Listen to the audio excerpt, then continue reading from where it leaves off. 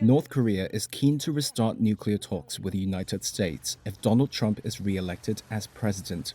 That's according to a high-profile North Korean defector, senior diplomat Ri Il Gyu, who escaped from Cuba last month.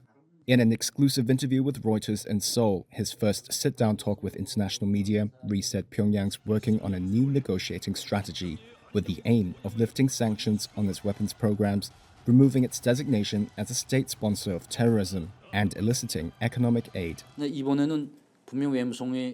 This time, the foreign ministry would definitely gain power and take charge, and it won't be so easy for Trump to tie North Korea's hands and feet again for 4 years without giving anything. Ri's comments signal a potential 180 turn from Pyongyang.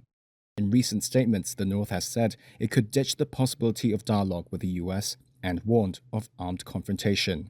A 2019 summit between North Korean leader Kim Jong-un and then-President Trump in Vietnam collapsed over sanctions, for which Ri partly blamed Kim's decision to entrust what he called inexperienced and clueless military commanders with nuclear diplomacy. Kim Jong-un doesn't know much about international relations and diplomacy, which means he is not good at making strategic judgments. Meanwhile, Ri said North Korea received help with its missile technology and economy by forging closer ties with Russia. But he says the bigger gain could be to block additional sanctions and undercut existing ones, raising Pyongyang's bargaining power against Washington. According to Ri, the COVID-19 lockdown deepened hardships at home and for those stationed overseas. Financial troubles also forced North Korea to shut down a dozen of its 54 diplomatic missions. As I recall, there were talks about reopening around April or May 2023. From that time, these kinds of messages started to leak out. Those who were summoned were told to bring everything, even used spoons and toothbrushes back home. Ri said Kim is also looking to hold a summit with Japan for economic support. In return, it'll offer concessions on the issue of Japanese nationals abducted by North Korea in the 1970s and 80s. Tokyo believes North Korea abducted 17 of its citizens, 5 of whom returned to Japan in 2002, but Tokyo suspects hundreds more may have been taken.